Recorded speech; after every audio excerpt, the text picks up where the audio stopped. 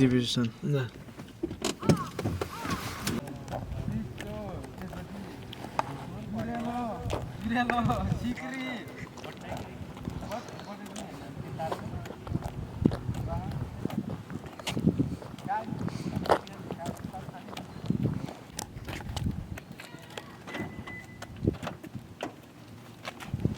सपना पुरा आयो सबै सामान किनेर अब रुमतिर बनाएर आउनु